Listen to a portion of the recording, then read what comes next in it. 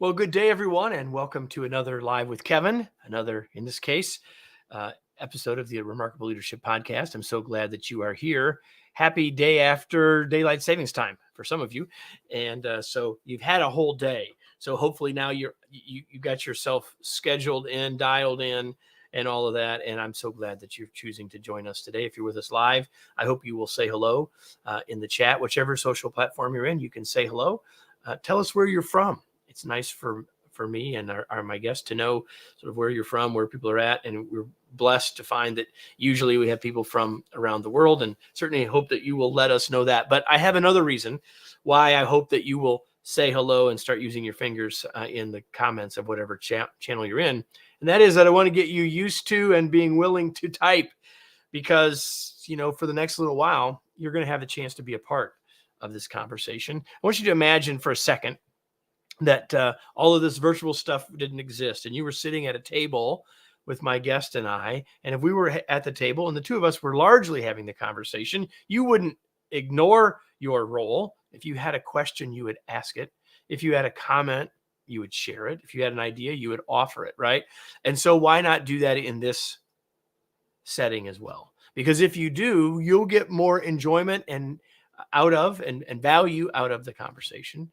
You will likely get your questions answered, and you will help make it a better podcast for those who see it, hear it later. And so, yes, if you didn't know and you weren't looking over my shoulder, to see that this is also a part of the Remarkable Leadership Podcast, it will be. So we're live today on the 6th of November, and on the 17th of January, 2024, this will go on our podcast. So what I'm going to do now, while you're typing and settling in, is I'm going to do a countdown to where we will actually clip this for the podcast itself. And so we'll do that. Marissa, this is for you in 3, 2, 1.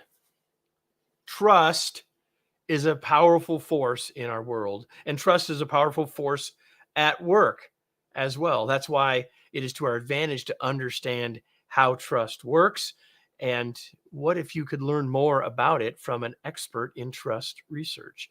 What would you like to learn from that? What would you like to understand better about trust? What would you like to know about how to build trust, and perhaps even how to repair it when it's been broken? If you care about any of those things, if those questions raise your curiosity even a little, then you're in the right place. Welcome to another episode of the Remarkable Leadership Podcast, where we are helping leaders grow personally and professionally to lead more effectively and make a bigger difference for their teams, organizations, and the world. If you're listening to this podcast, you could have been with us live, or more accurately, you could be with us for future live episodes on your favorite social media channel. To do that, so you know when they're taking place, so you can get it in your calendar and join us, you just need to join one of our groups on either Facebook or LinkedIn to learn about that, find out what's going on, be on top of things, and even interact with me there. You can do those things at remarkablepodcast.com/Facebook, which will point you there, or remarkablepodcast.com/LinkedIn, which will point you to the LinkedIn group. Today's episode is brought to you by our Remarkable Masterclasses. Pick from 13 important life and leadership skills to help you become more effective, productive, and confident while overcoming some of a leader's toughest challenges. Learn more and sign up at remarkablemasterclass.com, remarkablemasterclass.com. Now I'm going to bring in our guest, and here he is. If you're watching, you can now see him. Our guest today is Dr. Peter H. Kim. He's a professor of management and organization at the Marshall School of Business, the University of Southern California. His research has been published in numerous scholarly journals. He's received 10 national and international awards. He's been featured in the New York Times, the Washington Post, and on NPR. He serves as the senior editor for organizational science and is on the editorial boards for the Academy of Management Review and Negotiation and Conflict Management Research. He is also a past associate editor for the Academy of Management Review and the Journal of Trust Research. You didn't even know such a thing existed.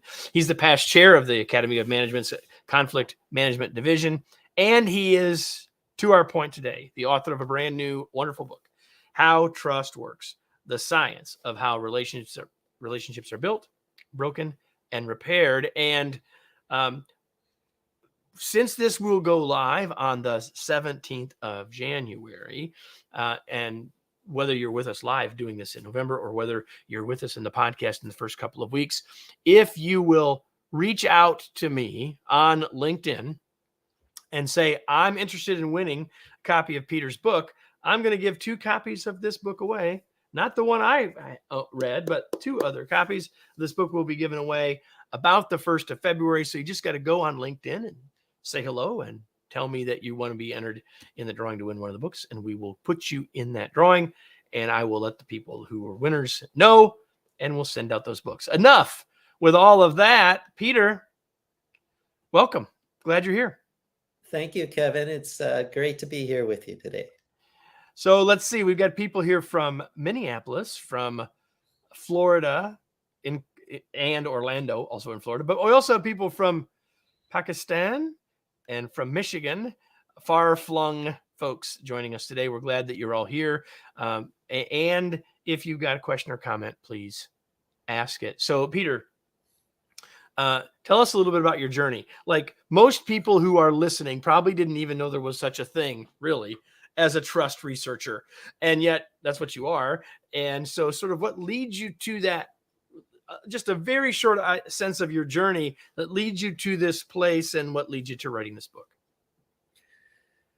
Well, like many of the people who are listening, I have been fascinated by people, trying to understand how people tick and how people relate to one another. And part of that was the result of my having grown up in many parts of the world and moved around quite a bit. And that has exposed me to all sorts of different communities and the need to become a member of a new community again and again and again. And so I became a very deliberate observer of social interactions and communities and relationships.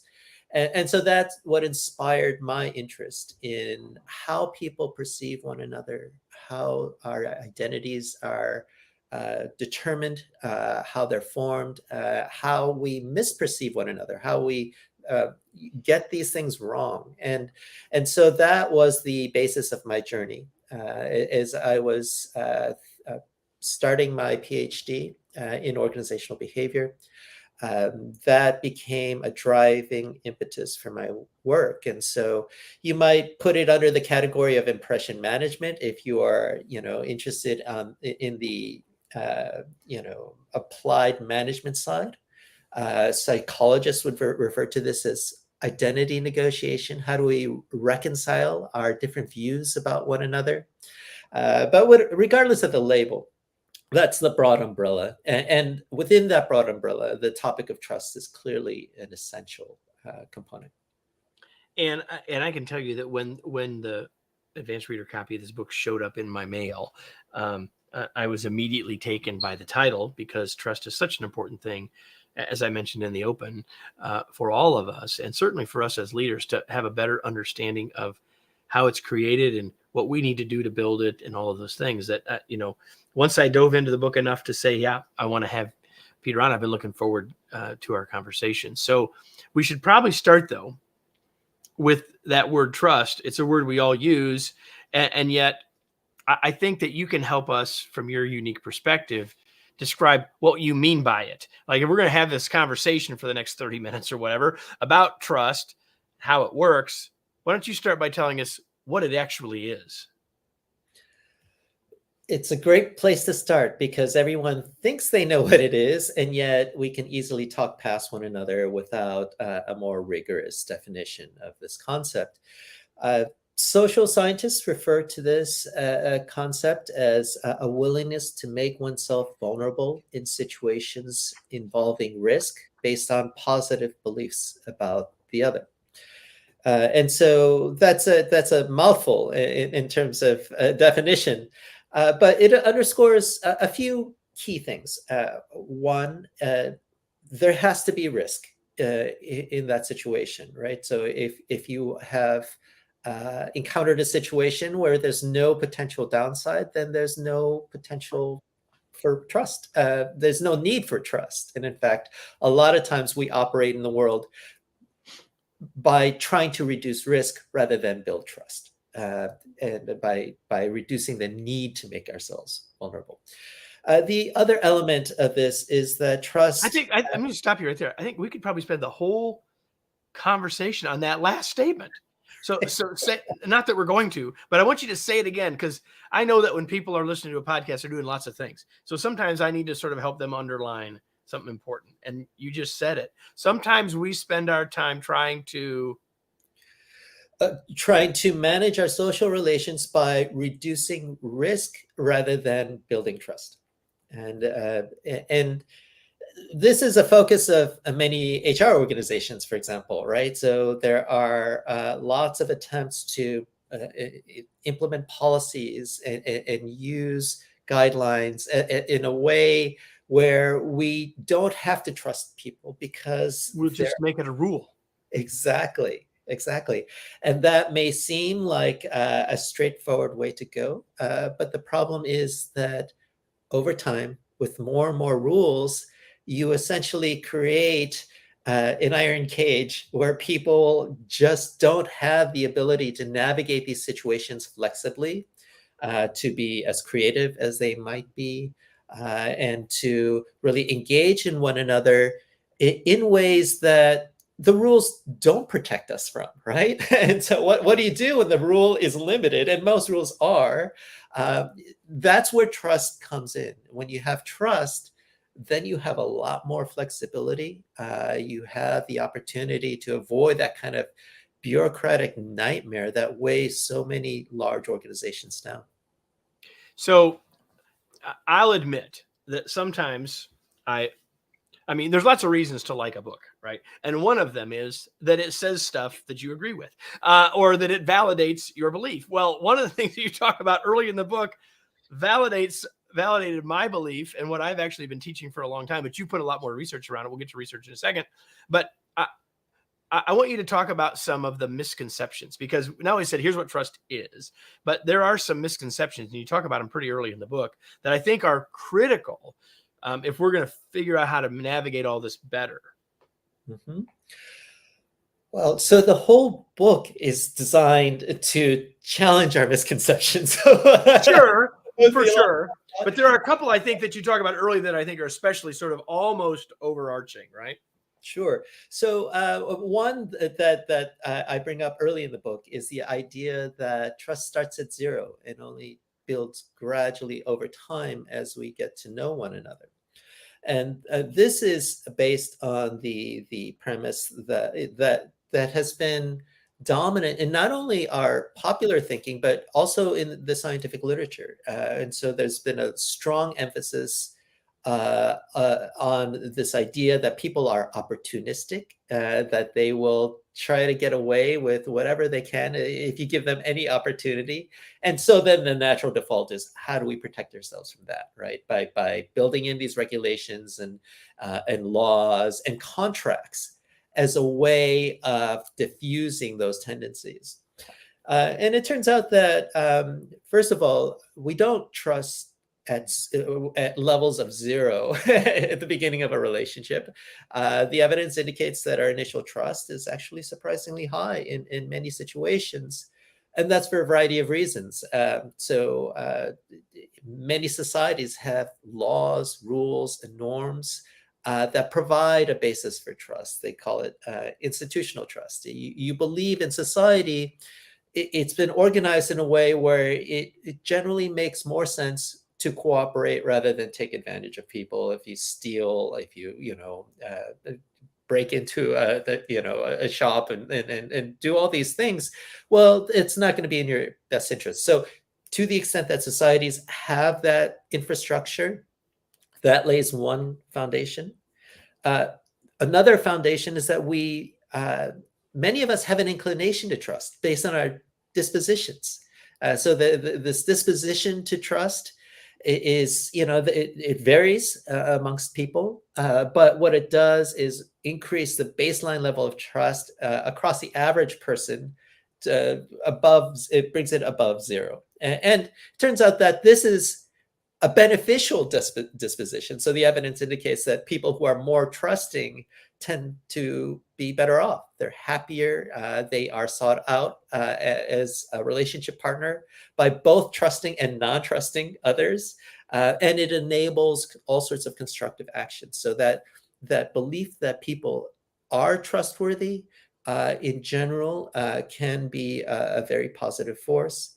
And then the third factor is that we gain all sorts of cues about one another in these initial interactions. And so you and I, Kevin, have just met a short time ago, a few minutes ago, and yet there are all sorts of cues that we gained about one another that put us at ease, right? And that's the case in many relationships. Things like reputations, credentials, where did we come from the same town, did we go to the same school, all sorts of ways in which we can connect with one another help elevate that trust.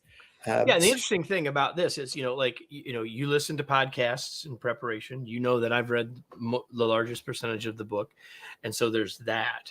But then we didn't go to the same school. We don't have the same background, but we both are authors. We've got there's a lot of things that we actually very quickly could find that we have as commonalities that can help us with the context of raising that initial trust far above zero. So a question came in, and I'm going to go ahead and ask it now because it's related to where we're headed. So let me just pull it out here, and I'll put it all up here. But I'll sort of paraphrase it a little. The question is trust absolute, or can it be partial? I trust them. I only trust them somewhat. I trust them. Like this person's, Eric says, he's always said it's sort of yes or no halfway. But yeah, one of the things you and I talked about before we went live, was the fact that this book is all about nuance. So I'll put Eric's question back up and just let you talk to it for a second. Yeah, so it's a great question. The way trust is studied is on a continuous scale. So you can trust a bit, you can have a lot of trust, you can have some trust, and it's also contingent on the situation. So over the decades that this work has been going on, researchers have identified many bases for trust. Right. So you can trust someone to be very good at doing your taxes, but you may not necessarily trust them to be great at providing medical advice. Right. I'm not going to have them to watch my dog, but I'll let them do my taxes. Right. Exactly. So there are all sorts of bases for trust. And so depending on the situation, you may trust them more or less, depending on the task or situation you're exposing yourself to. And then it also, we also need to reintroduce this idea of risk, right? So you may be dealing with the same person in the same situation, but the level of risk may change. So if the incentive structure has been changed so that suddenly there is less risk, you may be willing to engage with them more. So it seems like you trust them more through your behavior. You're engaging in more trustworthy behavior, and yet your perception of that person hasn't changed. Your perception of risk has changed. So there are lots of different components that affect our willingness to trust. I like to think about it as kind of like I don't know if you've seen these audio mixing boards in studios, where you can, increase or decrease the volume of each of the different instruments and, including the overall volume. So all these things combine to create the overall sound that we might have. But that combination matters depending on the situation you're in. So I think that takes us to one of the big ideas of the book that I think it's important in general. And I think for us as leaders, since this is a leadership podcast, I think it's especially useful. And I'm just going to put it on the screen and make the general comment and let you sort of go on this, because you talk a lot about the idea of competence versus integrity, real and perceived. And so take us down this path a little bit, because I think it's super interesting and really important. Absolutely. So competence and integrity are a big focus of my research because they are the two most important determinants of trust across situations, regardless of whether they're superiors, subordinates, coworkers, and so on. And the other thing that drives that's driven so many of the studies I've run is that beyond the fact that these are the two most important determinants of trust, we also weigh information about these components quite differently. So we have these things, these biases in our mental basement that are the product of our evolution that leads us to exhibit strong asymmetries with these two different traits.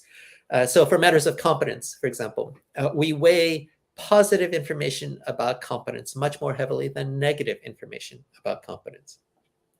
So if you're a baseball player and you hit a home run, you're considered a home run hitter, even though you might strike out afterwards. That one positive instance outweighs the negative instance. But for matters of integrity, that relationship's reversed. So we have a negative bias when it comes to integrity. So if you're caught embezzling from your company once and you respond by saying, well, I didn't embezzle yesterday. Well, I only did it once. Well, yeah, but. Right? Yeah, so that one negative instance is considered so diagnostic, so informative that it will outweigh the sense, any positive information about integrity that you might offer as a counterbalance. And so those asymmetries are critical because so many of our attempts to navigate these complex situations in the world activate both positive and negative information. So if something goes wrong, you might apologize. And we think apologies are good, and in general, they can be, but they convey both positive information about remorse and negative information about guilt, right? And so which one are you going to weigh more? It depends on the type of violation, how you view that violation. So when again, I think this is the for me as a reader was the most fascinating part of the book, and I think about this as a leader, right? So I'm just going to say something and then I'll let you just take it from there. So, societally, like everyone who's listening has all sorts of experiences with people who have been their boss. Some positive, some negative, and yet societally there's a pretty strong negative bias, right? Like, can't trust the boss, who's the villain in most of the movies, like all of those Horrible Bosses was a popular movie. They never made a movie called Awesome Boss. So I'm curious what your research says or what your advice is for us as leaders when maybe because of the hat we're wearing, and this will be more true for some of our team members than for others, right? But they're carrying with them a bias about leaders to start with that might be placing integrity at a deficit to start. Thoughts of agree, disagree, and thoughts about what to do with that if you do agree. So I've devoted a full chapter to this problem in the book, and it is a thorny issue, absolutely. And let me identify three wrinkles that we need to keep in mind. First, what you raised, Kevin, is spot on. There is a bias that leads us to believe that when a leader commits some sort of violation, it is much more likely to be a matter of integrity than a matter of competence. So, some of the book is focused on how do we make this distinction, because it's not so clear cut. Well, it turns out that for leaders, we are prone to believe it's a matter of integrity. They did this deliberately. And it's because we believe that leaders have the power to do what they want, right? So with that, if they did something that violates our principles or does something wrong, it must have been intentional. So that definitely sets them back. That's really problematic. The second consideration is that, well, another way in which we make this distinction between whether or not something's a matter of competence or integrity depends on our motivation to preserve the relationship. So when we want to maintain a relationship with someone, like for example, if your spouse does something wrong, we are motivated to see how it was a matter of competence rather than integrity. It's not a reflection of them being horrible people. It was an error, right? And we strive to see virtues in those faults that we might see in our partner. And so that motivation is something that can apply to leaders as well. Why are they a leader? If they're a leader because they are valuable, they're bringing important resources to the organization. We depend on this leader for important things.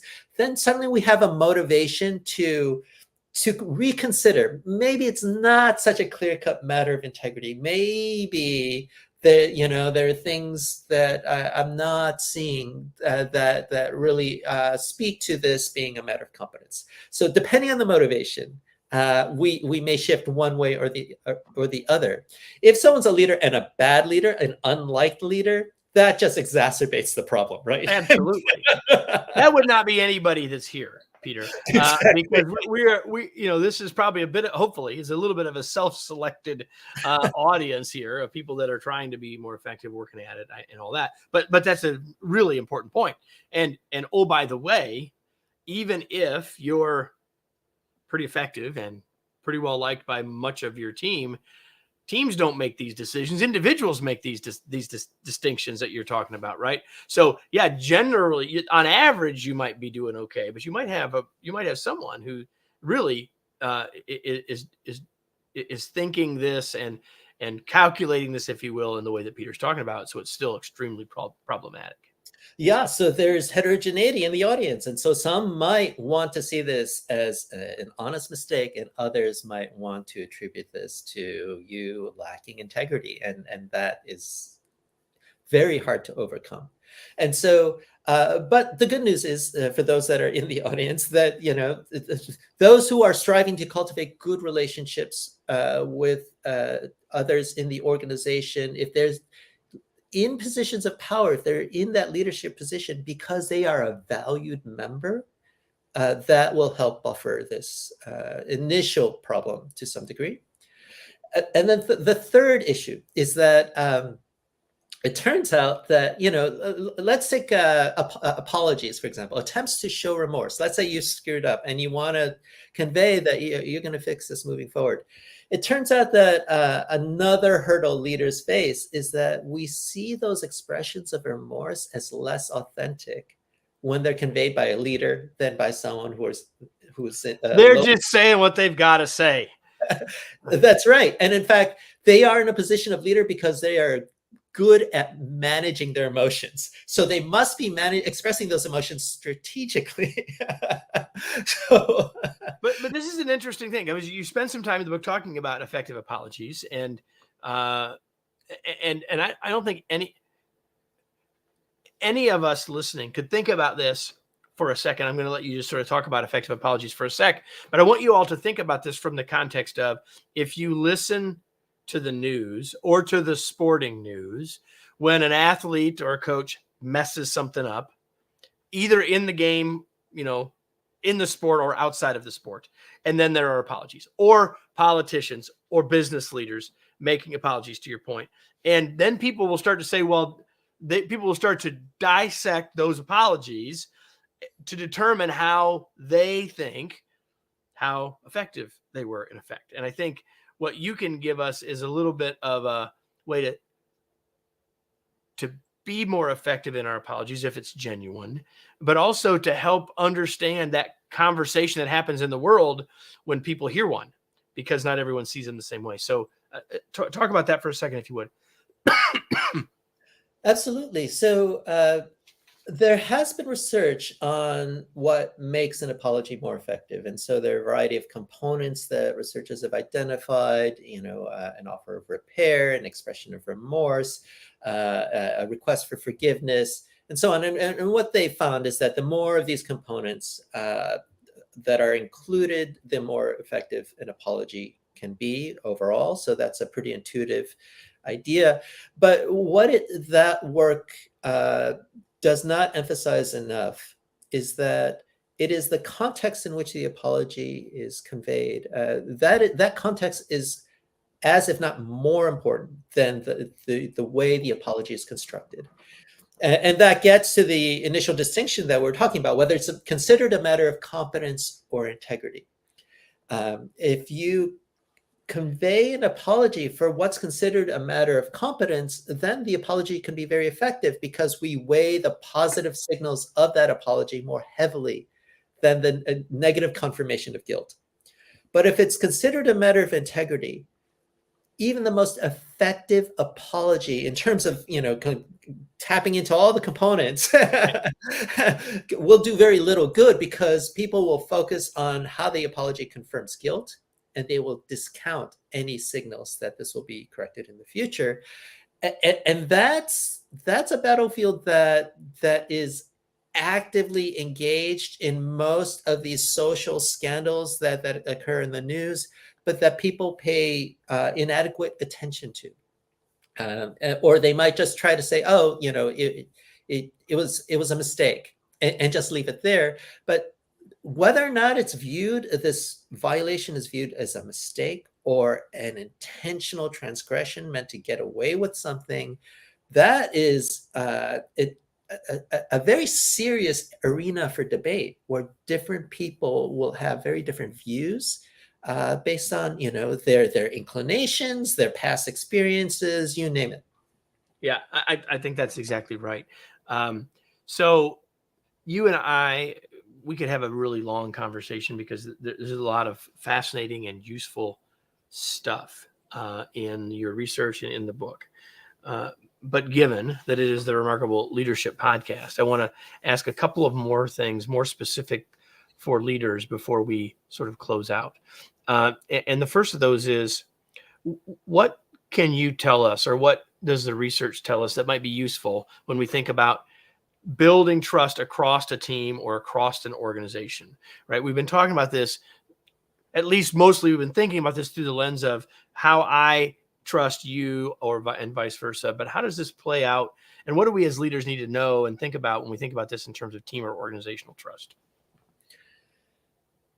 I would probably start with the observation that a lack of trust is almost like a tax that you would have in your organization. It reduces efficiency because any uh, uh, any any mistrust will make people less willing to make themselves vulnerable to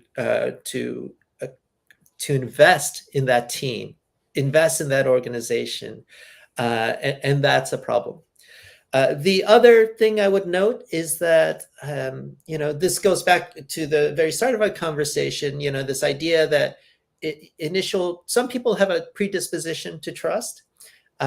Well, and one of the reasons why this is beneficial is that when you trust others, most people don't see this as an opportunity for exploitation. They see this trust as a precious resource to preserve for the future. So when you trust people, they want to prove you right.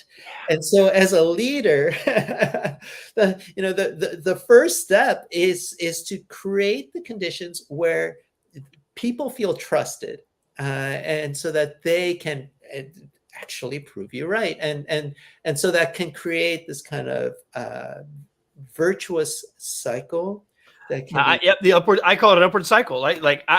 I'm working to earn the trust that you've offered me, and you're doing the same, and upward we step, right? Yeah, absolutely. Love that. Okay, so a lot of folks today are on teams that don't see each other every day, right? The virtual teams, hybrid teams, some form of we're not all in the same place 5 days a week. What do we need to know, if anything, or what would you, again, I think it's nuance, but what's a thing we need to especially remember if we're leading our team or having our interactions, our relationships at a distance? I would put emphasis on this idea that we need to create an infrastructure, a social infrastructure, a normative infrastructure that allows trust to flourish.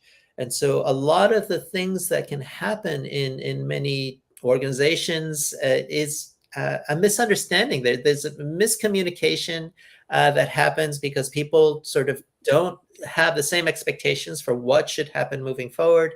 That's why face-to-face interactions are useful, because it can help. It's the best way to reconcile those differences.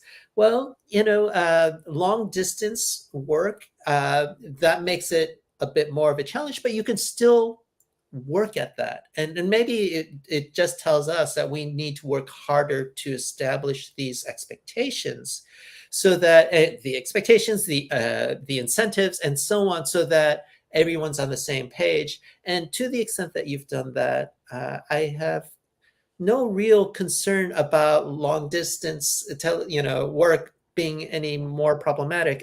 I have collaborations with co-authors around the world on high stakes projects, and they go well because we have the infrastructure in place. Yeah, I love that. I think that's fantastic. So I'm going to shift gears. I'm looking at the time, and as I said, I know we could go a lot longer, but we need to sort of wrap up. And so I've got 3 or 4 more questions for you, Peter. And one of them is this: shifting gears, admittedly, what do you do for fun? Well, what I used to do more. I don't have any fun anymore, everybody. But what I used to do. No, go ahead.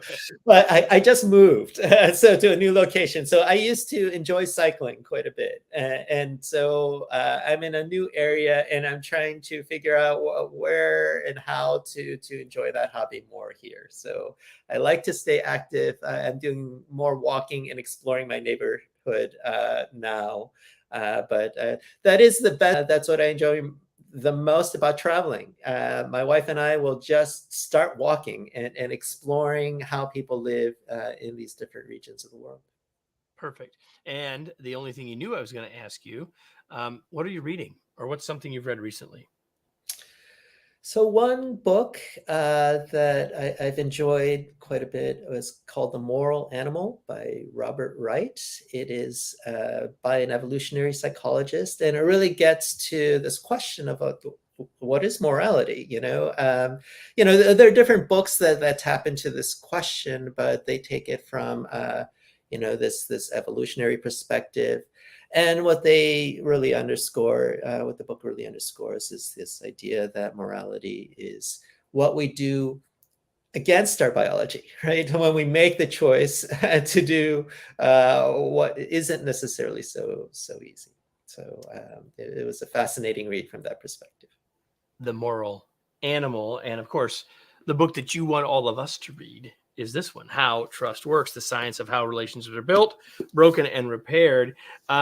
Where do you want to point people? Where can people learn more about the book, Peter? Where do you want to point them? Anything that you want to point people to in relationship to your work and the book? So there is a website that I've created, peterhkim.com. So if you want to learn more about the book, feel free to take a look at that website.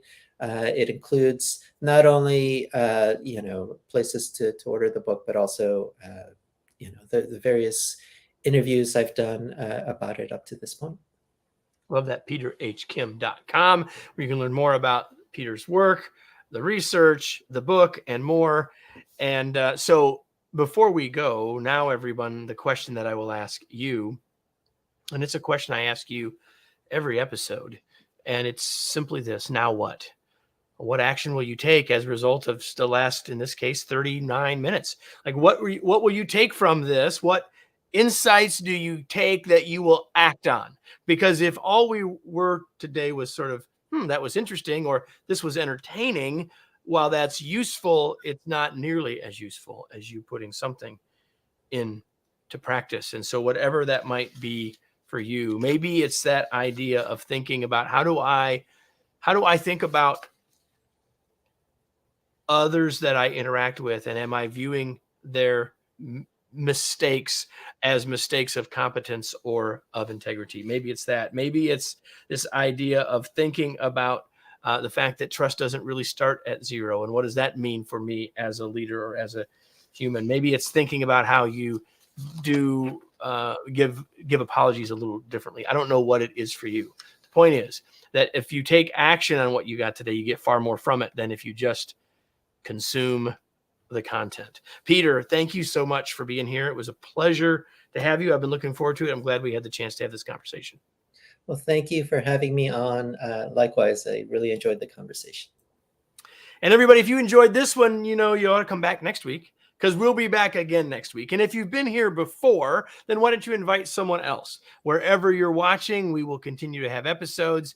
And wherever you're watching or listening, you can go back to the archive of, 400 or so conversations just like this. I hope you'll do that. I hope you'll hit like. I hope you hit subscribe. All of those things.